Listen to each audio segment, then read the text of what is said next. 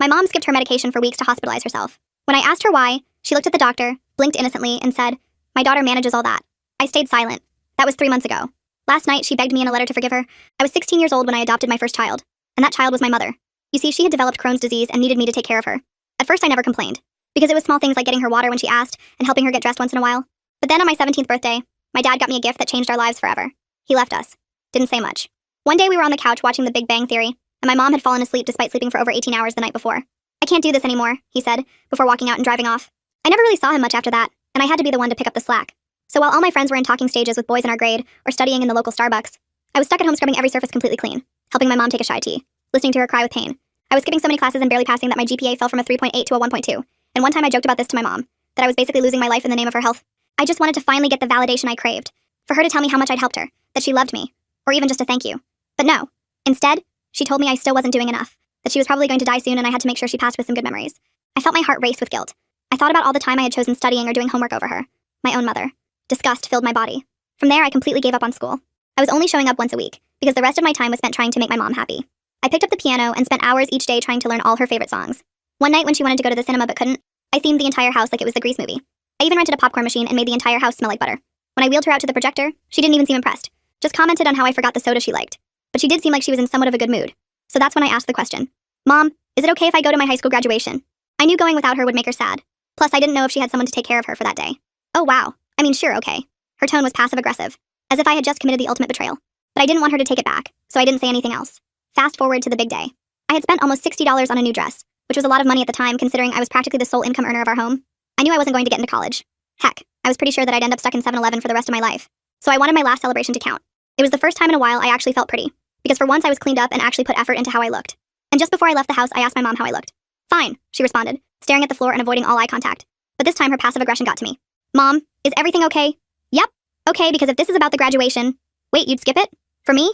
Suddenly her face completely lit up, and she was looking at me with diamonds in her eyes. I could practically feel my inner child crying, but I ignored it. "Sure, Mom, for you." I then went into my room and took a depression nap. When I woke up 5 hours later, I checked my phone and cried my eyes out. All my friends had texted me asking where I was. Everyone was posting themselves on their stories smiling with their graduation caps on. Meanwhile, I was lying in bed, completely drenched in sweat, losing all will to live. And I wanted to cry, but I couldn't, because I had to make my mom's dinner first. I spent the next few days drowning in resentment. The whole thing had made me realize how much I was wasting my life away. But it wasn't like I could just abandon her. So I sat her down at the kitchen table and told her that Wednesdays had to be my day, to hang out with my friends, or do whatever I wanted. I even told her I hired one of my friends to sub in for me. "Right," was all my mom said, before grabbing her cane and putting in earplugs. But this time I didn't let her emotions change my mind. Fast forward to the day. I introduced her to my friend Amanda, told her I gave her instructions on cooking her favorite meal, and that I would only be gone for 4 hours. While I hung out with my friends, I turned my phone on airplane mode so I could actually relax for once. But while on the bus home, I saw it. My mom had posted a video about me, about how much I had abused her, how I was an ungrateful, out-of-control daughter that leaves her to starve in bed. It only had 500 views, but in the comments she had tagged every family member we had. And that explained the texts, because almost everyone was telling me I was a worthless piece of shit, that I was ungrateful and a disappointment. But I just smiled, because soon everyone would regret how they treated me. I looked out the bus window at the passing city lights, feeling strangely calm. For the first time, I could see my future clearly, and my mother wasn't in it. I got off the bus stop early. I needed time to process what was happening. My phone kept buzzing with new notifications, each one more vicious than the last. My cousin Gerald, who I hadn't seen since I was 12, sent a paragraph about how I was going to hell for abandoning my sick mother. My Aunt Deborah, who'd never once offered to help us, called me a selfish little brat who needed to grow up and take responsibility. Even my dad's sister Alice, who'd always been nice to me before, sent a message saying she was deeply disappointed in my behavior. I walked the last few blocks home slowly, trying to figure out what to say to my mom. I wasn't even angry anymore. Just tired. So fucking tired of all of it. When I got to our apartment, Evelyn was sitting on the front steps looking like she'd seen a ghost. Her normally perfect ponytail was half undone, and her eyes were red. "What happened?" I asked, though I already knew. Evelyn shook her head. "Your mom, she's something else. As soon as you left, she started crying and saying she needed her medication. When I gave it to her, she said I gave her the wrong pills and that you were trying to poison her. Then she called your aunt and put her on speaker so I could hear her saying I was neglecting her." I sighed. "I'm really sorry. I shouldn't have put you in that position." "It's fine," Evelyn said, but her voice made it clear it wasn't. I don't think I can do this again next week." I nodded. "I understand." Evelyn gave me an awkward side hug and practically ran to her car. I watched her drive away, knowing I'd probably never hear from her again. Another friendship sacrificed on the altar of my mother's neediness. Inside, my mom was sitting in her wheelchair in the living room looking perfectly fine. The TV was on, and she was scrolling through her phone. When she saw me, she immediately switched to looking weak and fragile. "Oh, you're finally back," she said in that pathetic voice she used when she wanted sympathy. I was so worried. Evelyn left hours ago. Evelyn had literally just walked out the door, but I didn't bother pointing that out. "I saw your video," I said instead. My mom's face changed for a split second. A flash of something like satisfaction before returning to her victim expression. "I was upset. You left me here all alone." "You weren't alone. Evelyn was here the whole time. That girl doesn't know how to take care of someone like me. She gave me the wrong pills." I knew that was bullshit. I'd labeled all the medication containers with exact instructions, and Evelyn was pre-med. She wasn't going to mess up something that basic. Mom, why did you have to post that online? Why tag the whole family? She looked away dramatically. I just needed support. You have no idea how hard this is for me. I almost laughed. I had no idea. I'd been living this nightmare for years while she just had to experience it. But arguing was pointless. It would just give her more ammunition for her next social media pity party. I'm going to my room, I said. I'll bring your dinner in an hour. You're just going to leave me sitting here? After I've been alone all day? I kept walking. For once, I didn't turn around. The next morning, I woke up to a text from my dad. First one in months. It just said, call me when you can. No explanation, no nothing. Typical. I waited until my mom was napping after breakfast to call him back. He answered on the second ring. Hey, he said, sounding uncomfortable. I saw your mom's video. Of course that's what it took to get him to reach out. Not the fact that I'd been struggling for years. Not my missed graduation. A dramatic Facebook video. Yeah, I said. It's not true. I hired a friend to stay with her. She wasn't alone. I figured it was something like that, he said, and I felt a tiny spark of hope that at least someone believed me. Your mom always had a flair for the dramatic. That was the understatement of the century. Yeah, well, now the entire family thinks I'm abusing her. He sighed. Look, I know I haven't been around much. At all, I corrected. At all, he admitted. And I'm sorry about that. I couldn't handle it anymore. But that doesn't mean you should have to handle it alone. Well, I have been. For almost 2 years now. There was a long pause. What if I helped you get some professional care for her? A nurse who could come a few times a week? I almost dropped the phone. Are you serious? Yeah. I've been thinking about it since I saw that video. It's not fair to you. You're still a kid. I hadn't felt like a kid in a long time, but hearing him say it made my throat tight. That would be amazing. Let me make some calls. I'll text you what I find out. After we hung up, I sat on my bed feeling like I could breathe for the first time in forever. Professional help. Someone who actually knew what they were doing. Someone who wouldn't be manipulated by my mom's guilt trips. But my relief was short-lived. When I went to check on my mom, I found her on the phone with someone crying dramatically. I don't know what to do anymore, she was saying. She's completely out of control. Yesterday she left me alone for hours with some stranger who didn't even know my medication. I could have died. I stood in the doorway, watching her performance. She hadn't noticed me yet. Yes, her father called me this morning too. He's trying to have me put in a home. Can you believe that? My own husband and daughter conspiring to lock me away so they can live their lives without me? My blood ran cold. How did she know about my conversation with Dad? Had she been listening somehow? Or was it just a lucky guess based on past patterns? I'm so scared, Denise. I don't know what they might do next. Last night I caught her looking at my medication with this strange expression. That was when I lost it. I walked into the room and grabbed the phone from her hand. Hi, Denise? This is the daughter. Everything my mother just told you is a lie. Have a nice day. I hung up. My mom's face went from shocked to furious in an instant. How dare you? Give me back my phone. Number, not until you stop spreading lies about me. They're not lies. You did leave me alone yesterday. With Evelyn, who is perfectly capable of taking care of you. And now you're telling people I'm trying to poison you? That's insane. She started crying. Those big fake tears she was so good at producing on command. You're so cruel to me. After everything I've done for you. What exactly have you done for me lately, Mom? Besides ruin my life? The words hung in the air between us. I'd never spoken to her like that before. Her mouth opened and closed a few times like she couldn't believe what she was hearing. Get out, she finally whispered. Get out of my room. I tossed her phone onto the bed and left. My hands were shaking, but I didn't feel bad. For once, I didn't feel guilty at all. Later that day, my dad texted me with information about a home health aide who could come 3 days a week. It wasn't cheap, but he said he'd cover it. I forwarded the information to my mom without comment. She didn't respond. The next morning, I found her in the kitchen struggling to make coffee. She could have called for me, but of course she didn't. She wanted me to find her like this, to feel bad for arguing with her. I can do that, I said, reaching for the coffee pot. She jerked it away. I don't need your help. I can take care of myself. Fine. I sat down at the table and watched her spill coffee grounds all over the counter. It took everything in me not to get up and clean it. I read about that nurse your father wants to hire, she said, not looking at me. I won't have a stranger in my house. It's my house too, and I need help. She slammed the coffee pot down. So I'm just a burden to you? Is that it? That's not what I said. It's what you meant. She turned to face me, her eyes wild. You think I don't know what you two are planning? You want to stick me in some facility where I'll be neglected and forgotten? Well, I won't go. This is my home. No one's talking about a facility. It's just someone to help out a few days a week so you can what? Go out with your friends? Live your life while I rot away here alone? I took a deep breath. Yes. So I can have some kind of life. Is that really so terrible? She didn't answer, just turned back to making her coffee. I got up and left for work, knowing the conversation was far from over. When I got home that evening, the house was dark. I called out for my mom but got no answer. Panic shot through me as I rushed to her bedroom, imagining the worst. But she wasn't there. Her wheelchair was gone too.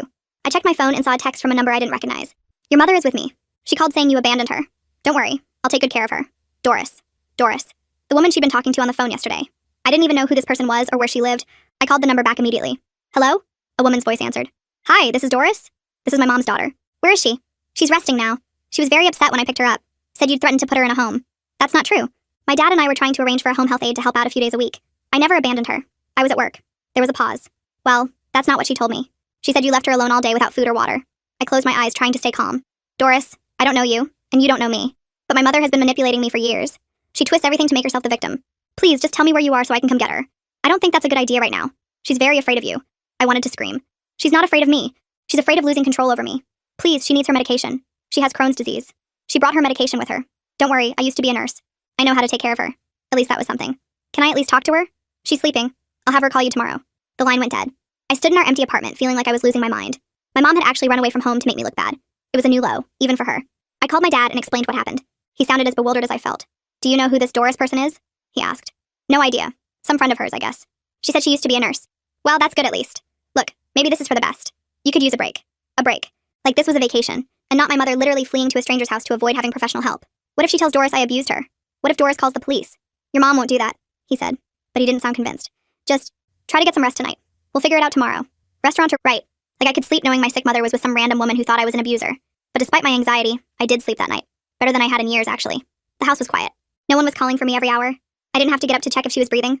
I just slept. The next morning, I woke up to several missed calls from an unknown number. When I called back, it was Doris. Your mother is very ill, she said without preamble.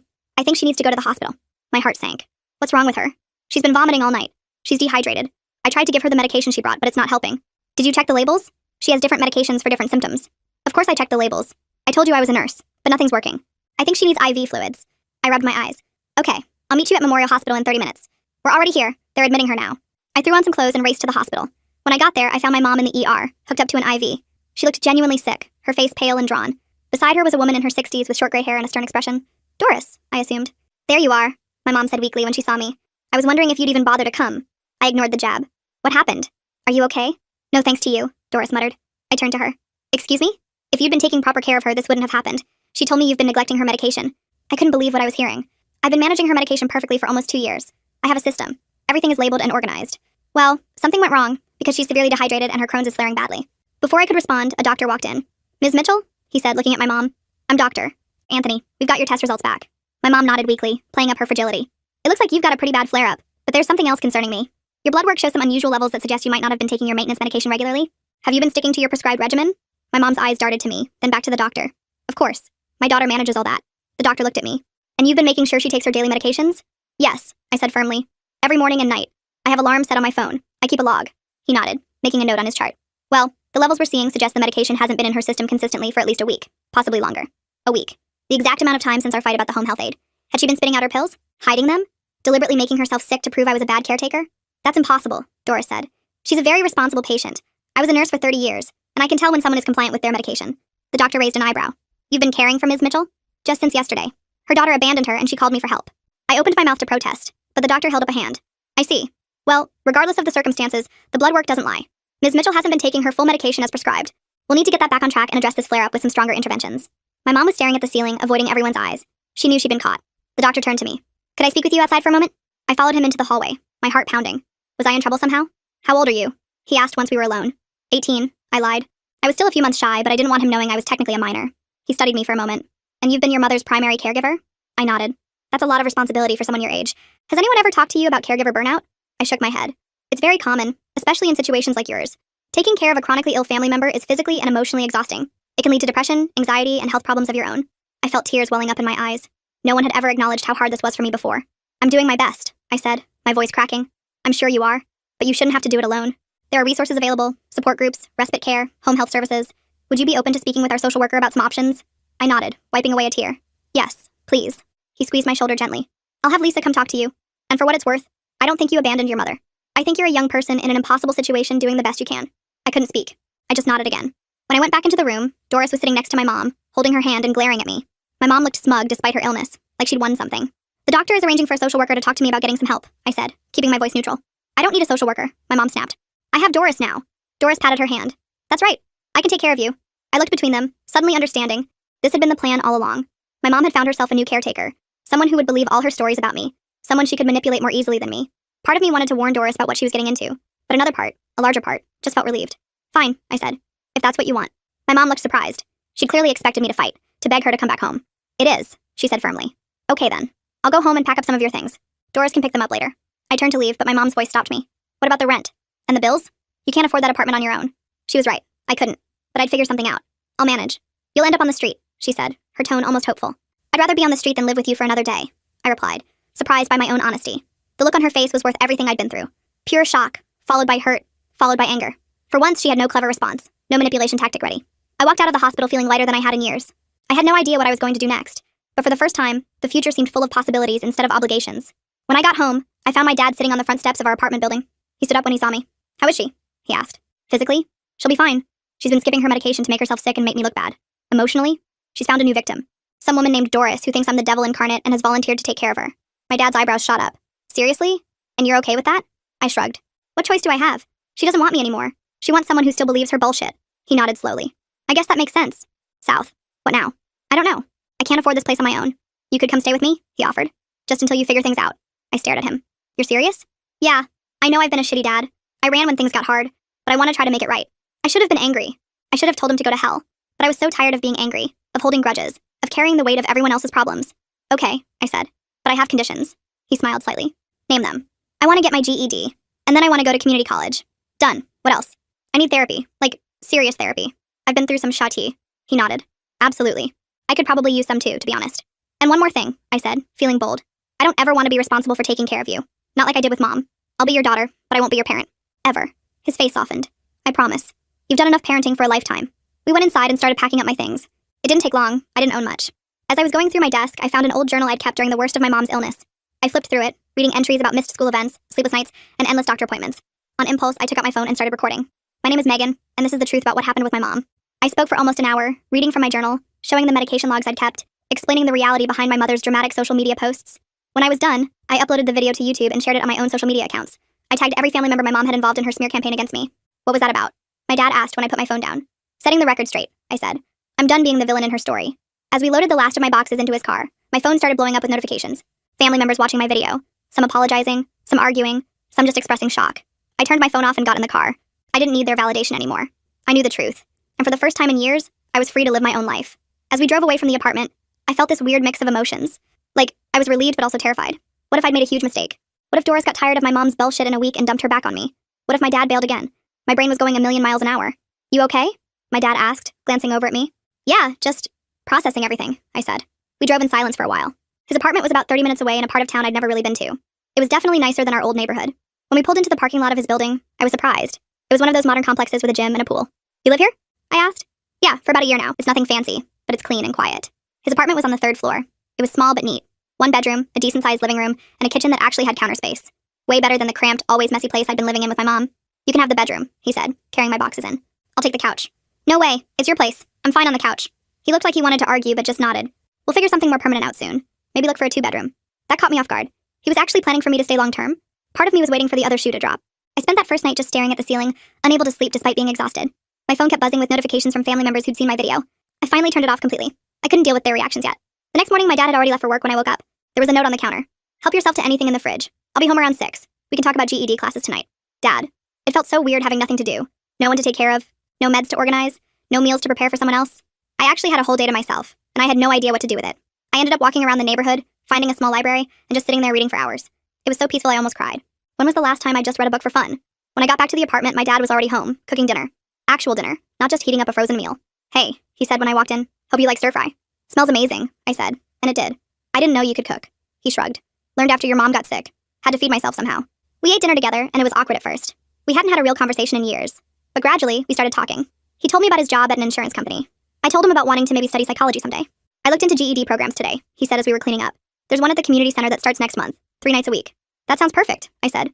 I'll need to find a job too. No rush on that. Let's get you settled first. I wanted to argue, to tell him I needed to pull my weight. But honestly, I was so tired of being responsible for everything. Maybe I could just focus on my education for a while. The next day, I finally turned my phone back on. It was flooded with messages. Some family members apologizing for believing my mom. Others doubling down, saying I was just trying to make excuses. A few were just confused, wanting to hear both sides before judging. But the one that really got me was from Doris. It was short. We need to talk. Your mother isn't what I thought. I called her right away. Hello? She sounded tired. It's Megan. I got your message. She sighed heavily. Your mother is difficult. No, shut. What happened? She's been telling me different things about her medication. First, she couldn't remember which pills to take when. Then she said you never gave her the right ones. Then she admitted she sometimes hides them because she doesn't like the side effects. I don't know what to believe anymore. I almost felt bad for her. Almost. Welcome to my world for the past 2 years. I watched your video, she said. I didn't want to believe it at first. But after 3 days with her, I'm starting to understand. So what now? Are you kicking her out? I tried to keep the panic out of my voice. I couldn't go back to that life. No, not yet. I made a commitment. But I wanted you to know that I see what's happening now. And I'm sorry I judged you. Relief washed over me. Thank you. That means a lot. She's not going to be happy when she finds out we talked, Doris warned. Probably not. But you can handle it however you want. I'm done managing her emotions. After I hung up, I felt lighter somehow. Like someone had finally seen the truth without me having to fight for it. The next few weeks fell into a routine. I started GED classes, which were actually pretty easy since I'd been a good student before everything went to hell. My dad and I were slowly figuring out how to live together. It was awkward sometimes, but we were trying. I hadn't heard from my mom directly, but I got updates from Doris occasionally. Apparently, my mom was already starting to wear out her welcome. She'd convinced Doris to rearrange her entire house to be more accessible, then complained about every change. Classic mom. About a month after I moved out, I got a call from an unknown number. Against my better judgment, I answered. Hello? Is this Megan? A man's voice I didn't recognize. Yes. Who's this? This is Dr. Anthony from Memorial Hospital. We met when your mother was admitted last month. My stomach dropped. Is she okay? Physically, yes. But there's been a situation. She's been readmitted, and we're concerned about her home environment. What happened? She claimed she fell and couldn't get help for several hours. When she arrived, she had some concerning bruising that doesn't align with a simple fall. We're required to report potential elder abuse. I felt sick. Are you saying Doris hurt her? We don't know what happened. But your mother is claiming you came to visit and pushed her during an argument. My blood ran cold. That's impossible. I haven't seen her since she left the hospital with Doris. I've been living with my dad across town. I suspected as much, he said, his voice gentler. Your mother's stories have been inconsistent, but we still need to investigate any abuse claims. I understand. What do you need from me? Could you come to the hospital? Our social worker would like to speak with you. I agreed and texted my dad what was happening. He offered to leave work early and meet me there, which I appreciated more than I could say. When we arrived at the hospital, a social worker named Karen was waiting for us. She led us to a small conference room and explained the situation. Your mother is claiming you've been coming to Doris's house and threatening her. She says you pushed her down yesterday, causing her to fall and injure herself. I shook my head. That's completely false. I haven't seen or spoken to my mother since she left with Doris. I've been focused on getting my GED and rebuilding my life. Karen nodded. We've already spoken with Doris, who confirms you haven't been to her house. She also mentioned some concerns about your mother's truthfulness. My dad spoke up. My daughter has been living with me for over a month. She's been attending GED classes 3 nights a week. I can provide documentation of all of this. Karen made some notes. That's helpful. We're not looking to cause problems for anyone, but we have to take abuse allegations seriously, especially with vulnerable adults. I understand, I said. But my mother has a history of manipulation and false accusations. She's been doing this to me for years. Yes, doctor. Anthony mentioned your previous interactions. He was quite concerned about the caregiver situation even then. We spent the next hour going through everything. My history as my mom's caregiver, her manipulation tactics, my current living situation. I showed Karen my class schedule. My dad provided pay stubs showing his address, and we even pulled up location data from my phone showing I hadn't been anywhere near Doris's house. I believe you, Karen said finally. But we still have a problem. Your mother needs care, and it seems Doris is at her breaking point. That's not my problem anymore, I said, probably sounding harsher than I meant to. Karen didn't look shocked or judgmental. She just nodded. You're very young to have been carrying this burden. But we do need to figure out a sustainable plan for your mother. My dad cleared his throat. What about assisted living? I can contribute financially, but Megan can't be involved in her care anymore. It's not healthy for either of them. Karen seemed to consider this. That might be the best option. I'll talk to your mother about it, though I expect she'll resist. She'll definitely resist, I said. She doesn't want professional care. She wants someone she can control. Well, that's not going to be an option anymore, Karen said firmly. Not if she's making false abuse allegations. That crosses a line. As we were leaving, Karen stopped me. Megan, I want you to know something. What you did for your mother, taking care of her at such a young age, was remarkable. But it wasn't fair to you, and you deserve to have your own life now. Don't let anyone make you feel guilty about that. I nodded, not trusting myself to speak without crying. In the parking lot, my dad put his arm around my shoulders. You okay? Yeah, I said. Just tired of her drama. I know, but Karen's right. You did more than enough. The next few days were a blur of phone calls and meetings. My mom refused assisted living at first, insisting she could just come live with me and my dad. When that didn't work, she tried guilt-tripping various family members. But something had changed.